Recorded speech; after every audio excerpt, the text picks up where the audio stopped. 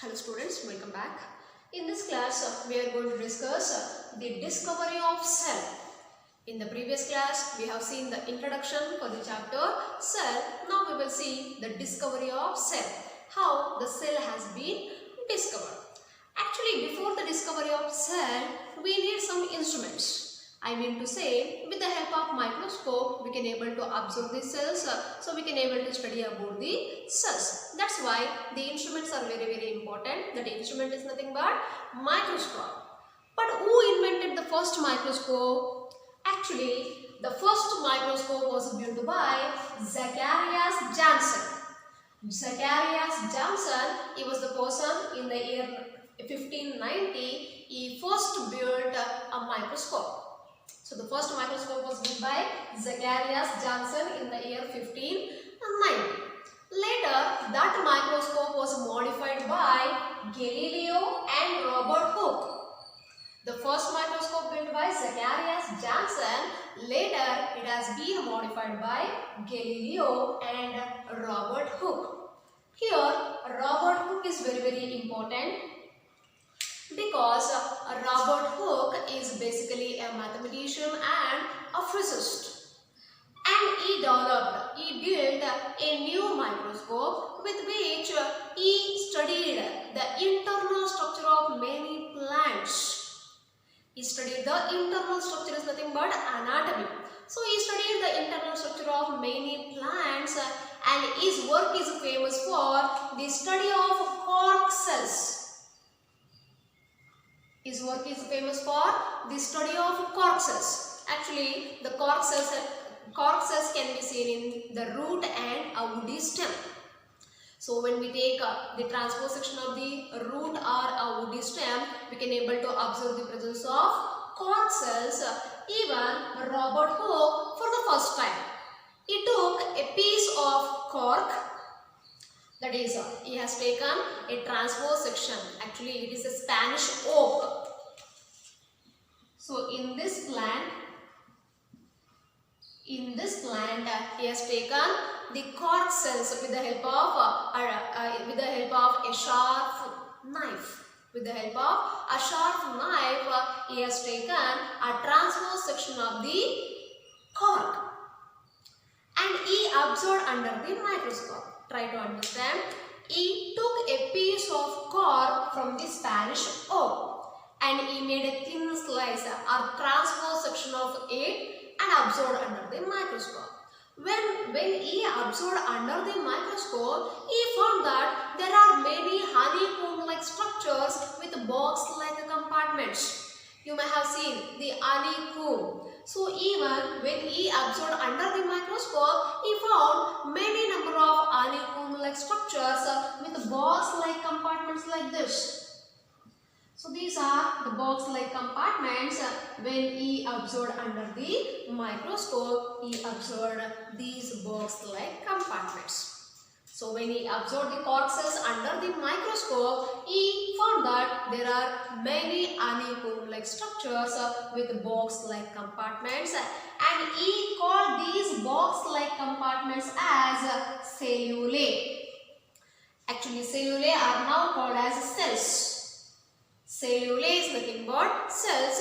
In singular, it is called as cellula. Cellula refers to cell, and cellulae refers to cells. So the many box-like compartments what Robert Hooke observed, those box-like compartments are called as cellulae. Cellulae are nothing but cells. And his work, that is what he observed and what he called these box-like compartments cellula, everything he recorded or published in the book called as Micrographia. So he recorded and he published his work in the form of a book. That book is called as Micrographia. But he did not know the significance of these cellula. He just called them as a cellula, but he did not know the significance of these structures. He just regarded them as passages for conducting fluids. See, as he examined plant cells, when he observed these box-like compartments, he just regarded them as passages for conducting fluids. For the conduction of water and minerals, they may be helpful. Likewise, he was thinking. And the term cell was actually coined by Robert Hooke. Who coined the term cell? Robert Hooke. He coined the term cell.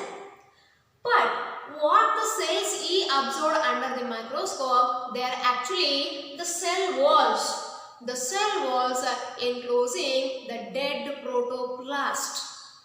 See here, the term protoplasm is important. What is protoplasm means? The cytoplasm and nucleus which is present in the cells is called as a protoplasm.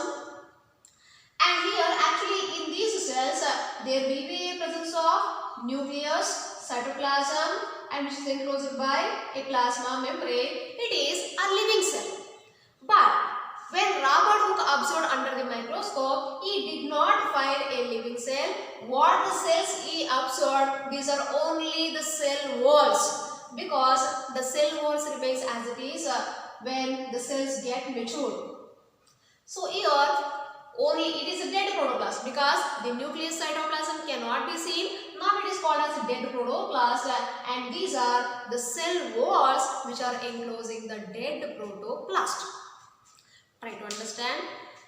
Robert Hooke observed the cells, the box-like compartments called as cellula, but those cells are actually the cell walls enclosing the dead protoplast, because here there is no cytoplasm, no nucleus. That's why it is called as a dead protoplast, which is enclosed by the cell walls. The cell walls can be visible under the microscope. That's why these are the dead this is called as a dead protoplast enclosed by the cell wall. Then the first living cell or the free living cell was first observed by Leeuwenhoek. In the year 1673, Leeuwenhoek, he was the first person to observe, to describe the free living cell. Free living cell in the cells, the cell which contains nucleus, cytoplasm and many other organelles also. So the first living cell was observed by Leeuwenhoek in the year 1673, and he observed many number of living cells like RBC, erythrocytes. Erythrocytes are nothing but RBC. He observed bacteria, protozoa like amoeba, etc. And even he observed spermatozoa, sperms, etc. So he observed many number of living cells. And later, Robert Brown in the year 1831, he discovered the presence of nucleus. The presence of nucleus within the cell. See, when we observe the presence of cells within the cell, there will be a presence of nucleus. That a nucleus was discovered by Robert Brown.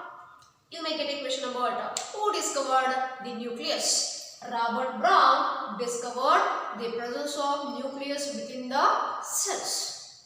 Later, Schleiden is basically a botanist. He used to study about the plants. So Schleiden, he said that all plants have similar structure. As he is a botanist, he said that all plants have similar structure, having a cell wall, a jelly-like substance and a nucleus. Actually, that jelly-like substance is called as cytoplasm, but initially they did not know that it is a cytoplasm. So Schleiden, he just mentioned all plants have similar structure, having cell wall, a jelly-like substance and nucleus. Later, Schwann in the year 1838, he reported that animal cells are lacking cell wall. Schleiden said that all plants have cell wall. But here Schwann said that the animal cells are lacking the cell walls. And later Purkinje and Van Moel, they called that jelly-like substance as protoplasm. So the jelly-like substance, it is the component of both cytoplasm and nucleus. The jelly-like substance is called as protoplasm. That was called by Purkinje and Van Moel. This protoplasm actually, it is the living substance present within the cell. The living substance which is present within the cell is called as a protoplasm, which includes basically cytoplasm and nucleus. And later Huxley in the year 1868 he called this protoplasm as the physical basis of life. So it is very important. So this protoplasm is very important for our life.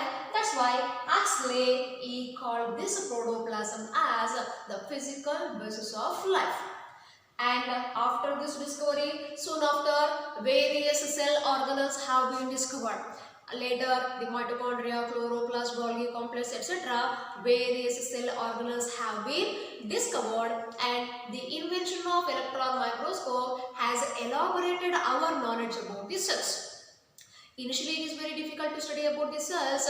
Now, we can observe each and every component which is present in the cells because initially there is a simple microscope, later compound microscope. Now the electron microscope has been elaborated our knowledge about the cells. So we can able to study each and every component in detail under the electron microscope.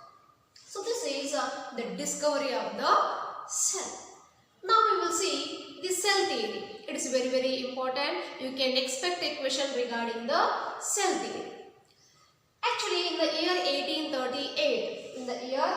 1838, Matthias Schleiden is a German botanist. As he is a botanist, he used to study about the plants.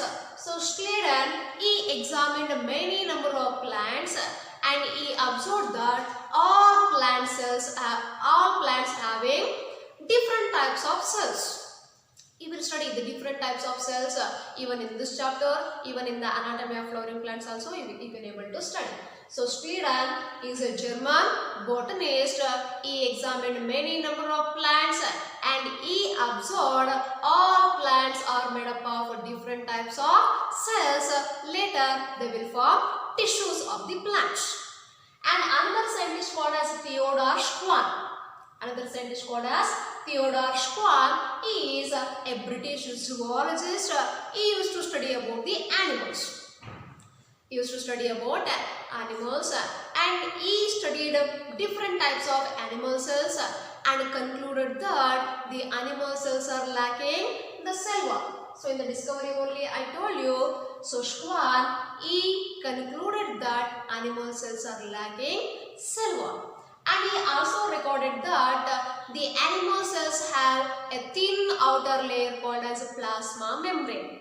So they have a plasma membrane as an outer membrane because they do not have the cell wall. And he also concluded, Schwann, he also concluded based on his studies, the cell wall is the unique feature of all plant cells, but animal cells are lacking the cell wall. So he said that animal cells are lacking cell wall, but the presence of cell wall, it is the unique property of all plants. That is important. So Schleiden is a botanist. He said that all plants are made up of different types of cells and they will form tissues. And Schwann, he studied different types of animal cells and he said that animal cells are lacking cell wall and the presence of cell wall is the unique property of all plants. And based on this, Schwann proposed a hypothesis. They proposed a hypothesis in which the bodies of living organisms, or we can say the bodies of animals and plants, are made up of cells and product of cells. So, in their hypothesis, they said that the bodies of animals and plants are made up of cells and products of cells. Cells and product of cells. They simply said that the organisms, the bodies of the organisms are made up of cells and product of cells. But they have no idea about how this product of cells is obtained. Product of cells is nothing but the new cells. Because here is one cell is there, it later gives rise to the new cells. So these new cells are the product of this cell. But the Schleiden and Schwann, they did not know about this and they have no idea of how new cells will be arising. So that's why this cell theory proposed by Schleiden and Schwann, it is failed. Later, another scientist called as Rudolf Virchow in the year 1855, he was the first person to explain that the cells will divide. So, if there is a cell, that cell will divide and the new cells will arising from the pre-existing cell. So, the pre-existing cell means the cell which is present before, or we can say it is an old cell. That old cell, it gives rise to a new cell. For example, so this is the one cell. And this cell, it will undergo cell division and it produces new cells. So that was explained by Rudolf Virchow. These two persons, they proposed a hypothesis. In that hypothesis, they mentioned the bodies of living organisms are made up of cells and product of cells. But that theory did not explain how these new cells will be obtained. So later in the year 1855, Rudolf Virchow, he first explained that the cells will divide. This cell also divides, this cell also divides, the cells will divide and the new cells will be arising from the pre-existing cells. This phenomenon is called as omnicellular e-cellular. This is very important. Omnicellular e-cellular. You will get a question. What is omnicellular e-cellular? It is nothing but the new cells arising from pre-existing cells. The new cells arising from pre-existing cells, it is called as omnicellular e-cellular. Otherwise, you will get a question about this one. Who proposed omnicellular e-cellular? It is Rudolf Virchow. So Rudolf Virchow, he first explained that the cells will divide and new cells will be arising from the pre-existing cells. That phenomenon is called omnicellular e-cellular. And later Rudolf Virchow, he modified the theory proposed by Schleiden and Schwann to give the final shape. Because this theory is failed because of the drawback, they did not explain how the new cells will be obtained, but that was explained by Rudolf Virchow, so that he modified the cell theory proposed by Schleiden and Schwann. And there are two main principles of cell theory. Even you can get a question about the principles of cell theory. So what are the two main principles of cell theory? The first principle is that all living organisms are made up of cells and a product of cells. Actually, that was given by Schleiden and Schwann. That is considered as the first principle. So, what is the first principle? All living organisms are made up of cells and a product of cells. And the second principle is that it is omnicellular e-cellular, which means all cells arising from the pre-existing cells by the process of cell division. So how new cells will be obtained? Only when the old cell or the pre-existing cell, if that divides, it will form the new cells.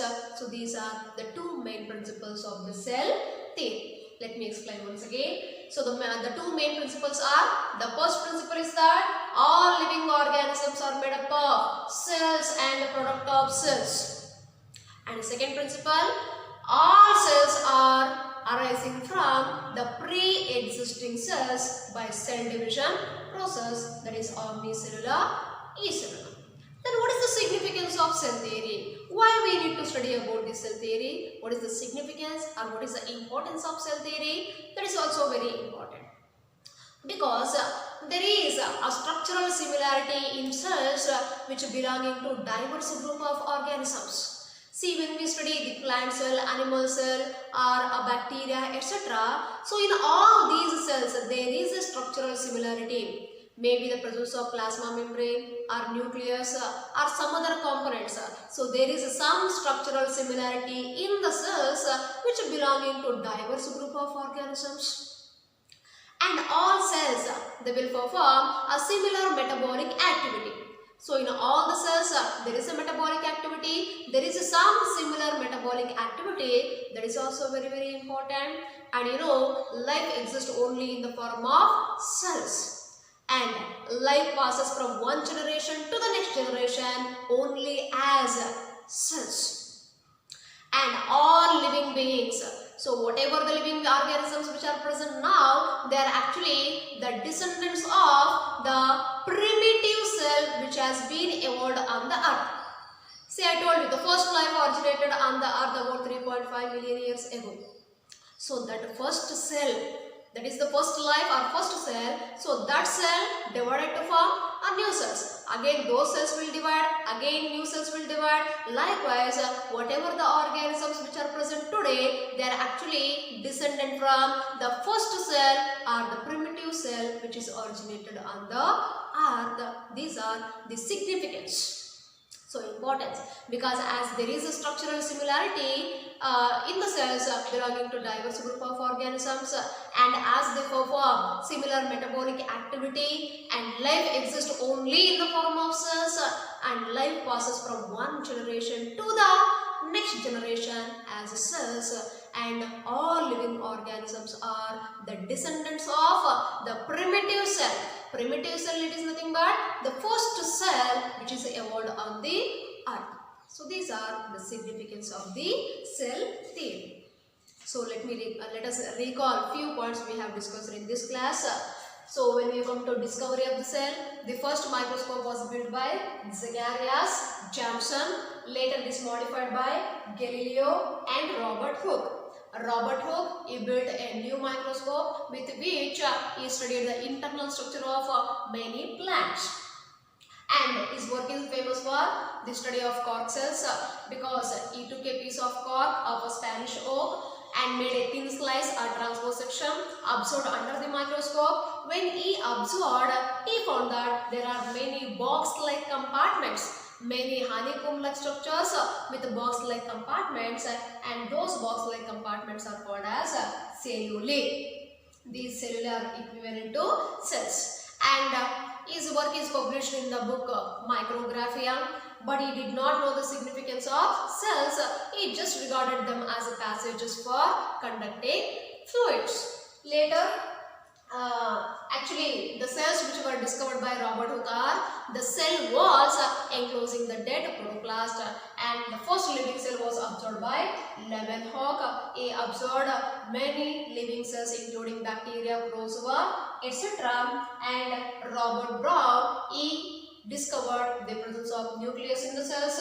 Schleiden, he said that all plants have similar structure, cell wall and jelly-like substance and nucleus. Schwann, he reported that the animal cells are lacking cell wall. Purkinje and Van Moor, they called jelly-like substance as the protoplasm, and Huxley, he called protoplasm as the physical basis of life.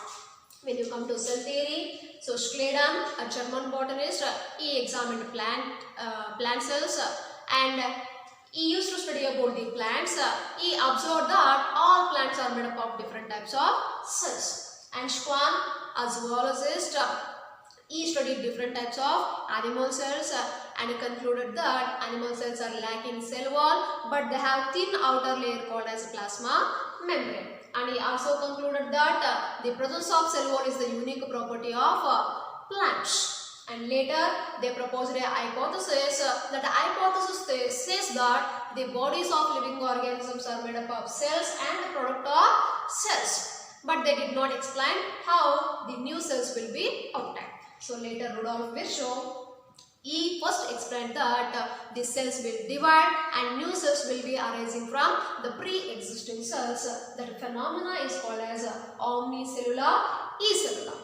And the two main principles, the first principle, all living organisms are made up of cells and product of cells, and the second principle, the all cells which are arising from the pre-existing cells by the process of cell division. See, for example, so this is the one cell which will divide to form new cells.